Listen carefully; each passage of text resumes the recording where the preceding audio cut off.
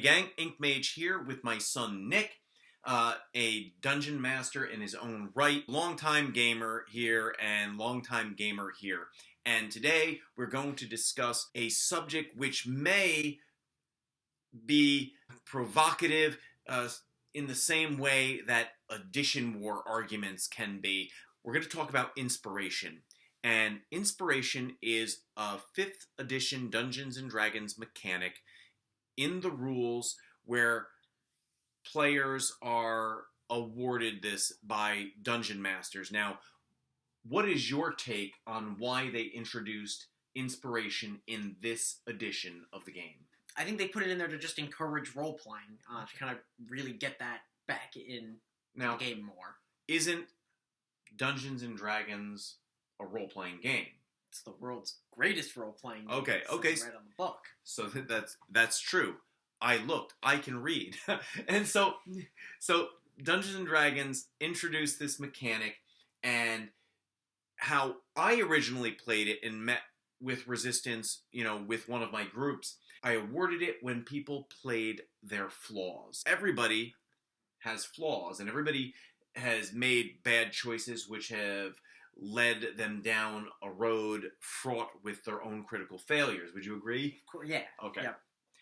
For me, Nick, why I think it's important for using it when people play up a flaw is because that can drive the story. So I use inspiration. What do you do in your game? I don't use inspiration at all, and here's why. I think, like you said, driving the story forward and all that with role-playing, I don't necessarily think, it should be rewarded. If you're playing Sorry, and somebody pulls a card, and they move forward the correct number of spaces in the right direction, do you say, oh, you know what? Great move, thank you, go again? No. Please. No. You don't reward them for playing the game based on the rules. Like we said earlier, Dungeons & Dragons is a role-playing game. So, when somebody does good role-playing, they're just playing the game. That's all they're doing. You raise a good point. It's a collaborative storytelling game, and everybody, it's not about, oh, you did good storytelling, you helped further the story, have something. The payoff is that the story is better for everybody involved. So, So do you feel that is it your position that awarding inspiration is sort of coddling your players? Yeah. Me and my players joke that it's inspiration is for baby's first D&D game. It's like, oh, good job, here you go. All right, so kind of hand holding them, yes. much like when you have absolutely. a child, they you'll walk with them and hold their hands so they don't fall down. Okay, why I'm not entirely in disagreement with my son, and why I go back and forth about being liberal with inspiration is because I think it sometimes can overpower the table on the other side of the screen. Yeah, I've played a good amount of 1st edition and 2nd edition, like with my friends in our campaigns. Obviously 4th and 5th edition continues this as well. There's a very big jump in power. Just from 1st level, players are very powerful. Okay, now there's some people who would probably say, but listen, you could only have one inspiration point at a time. Surely that isn't going to overpower anything. Yeah, that is a good point. You only get one at a time. Okay, now I'm going to play devil's advocate and watch this.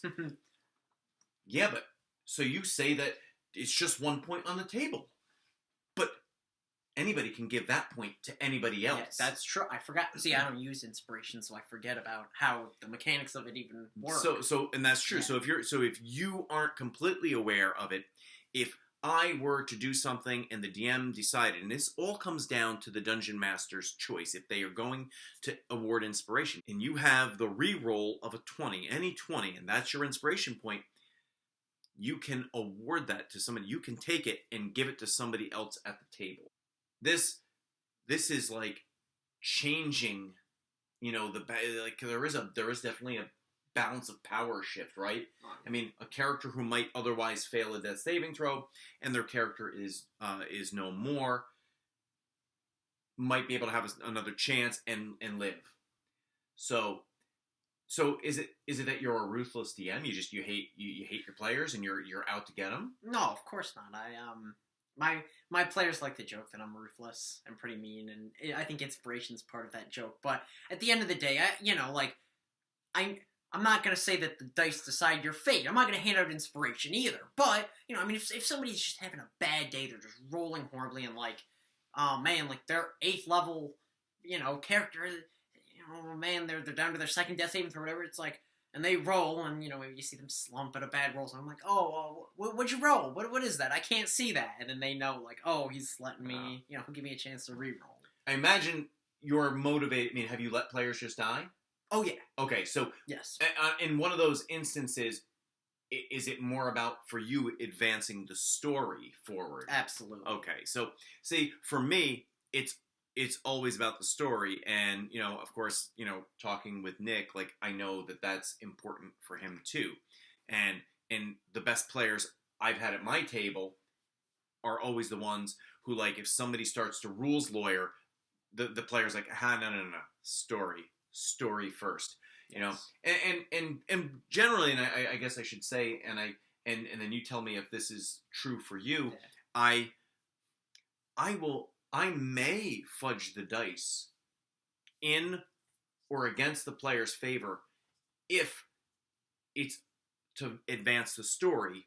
And in my opinion, the story has to be in favor of the players anyways. I mean, that's the idea. It's so it may seem like, maybe like if they knew, if the curtain was rolled back, that it was a bad, they're like, hey, you're against us. No, it's for you. It's the bigger payoff later. It's the long con. Absolutely. So, and that's another thing, is like fudging your own rolls. Like, I mean, if you believe in Dice Mojo, like, got dice for each character, and like I have my dice specifically for DMing that I've had for years and years. And I mean, like, there have been times where I've rolled 2 or 3 natural 20s in a row, honestly. But like, sometimes the fight's just hard, and I'm like, oh, that's a miss, or like, oh, a 20. Yeah. I'll just make it a regular roll. I will do that. So instead, why not just abandon all of that, tear down the wall, and lay the dice on the table, roll them there, and be liberal with your inspiration? Why not do that? Well, I mean, you just admitted to me that you also fudge your rolls, depending on things. That's true. And you hand out inspiration. Yeah, man, I've been going too easy on my players. That's why the mechanic of action points for the world of Eberron, I love Eberron, and that was my first long homebrewed game for 5e, and I had run it in 4e, and I ran it in 3e, and I love it. But the action points really, like, became insane in terms of, like, causing a disruptive balance.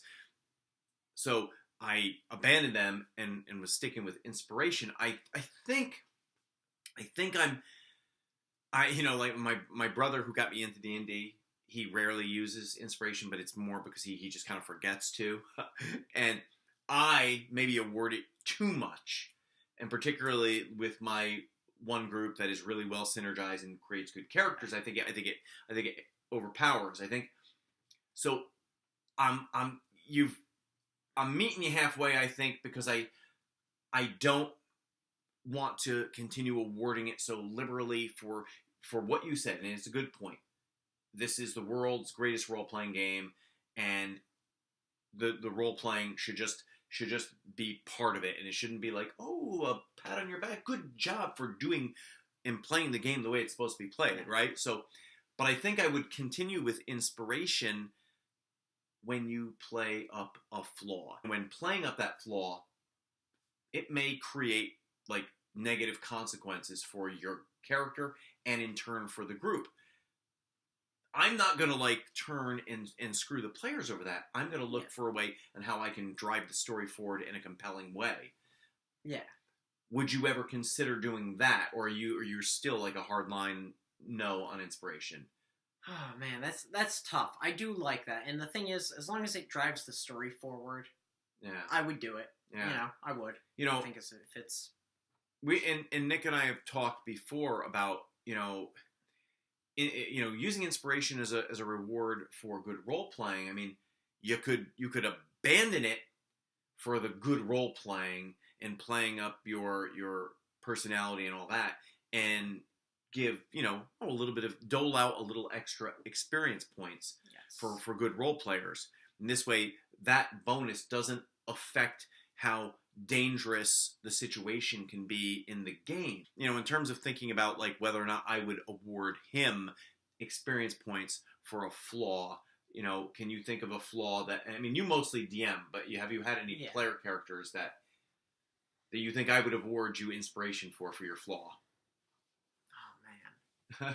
Am I putting you on the spot? A little bit. I actually haven't played in like 6 years.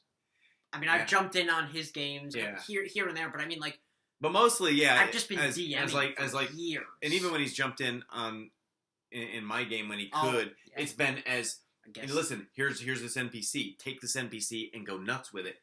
So now, I had one. Nick and I were at the Council of Five Nations gaming convention. It's the second longest running gaming convention in the United States. It's right here in upstate New York in our backyard.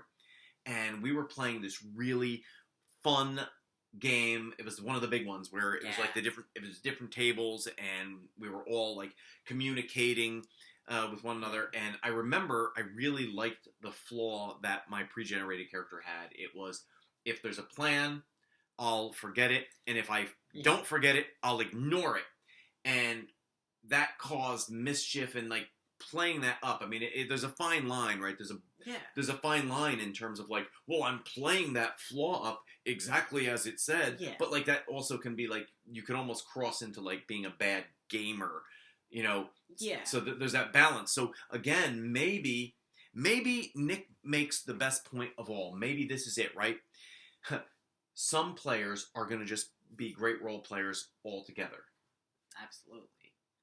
But there are people who maybe aren't the best role players and they'll, or gamers, because that's not necessarily the same thing. Yeah. And then they'll use a bad flaw, you know, to just like hammer it to the detriment of the party, to the detriment of the game and everybody's enjoyment. So where I was thinking maybe we might meet halfway, I am definitely more on the road to my son's point of view here. And awarding, you know, experience points. In place of inspiration. And I don't think it's for everybody. I think that, you know, we're experienced gamers, and we've been gaming with the same general group of people for a while, and we've had our games for a while, and I think it works as sort of a, you know, more and more people are starting to play it. And calling it baby's first D&D game, it's a little apt because, like, it kind of makes sense. Like, for those new players, I think it's like role-playing. I know whenever I have new players in, it's always very awkward the first couple sessions with the role-playing. They're not sure, like, how to approach it and how to do it very well. So, like, I think that, like, rewarding them for that type of situation, like, I think that that's a good thing. So we mentioned the Council of Five Nations gaming convention, and so, you know, I think if you're running like an event like that, where it's like you're doing a 4-hour block and you're doing a one-shot adventure, you know, you want those people to sit there and get their money's worth at the table. It doesn't mean that they may not survive. I have played at tables where all our characters were wiped out before, and, you know, it still had fun, but I mean, you know, it gives them a better shot maybe at making it through, but that's different than like your homebrew game. Absolutely. Yeah. I think at a convention situation, I think it's fun, you know. I think I would rather, again, either award it for the flaws or just tack it on to the experience point so it doesn't do anything to, you know, overpower the players.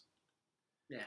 So, all right. Well, thanks, Nick. Thank you for coming on, and I hope you guys liked it. Please comment below if you use inspiration, if you don't use inspiration, if you don't know what the hell inspiration is, or if you think, what you think about our positions on this. Please like, share, and subscribe for some extra XP, and we'll catch you next time.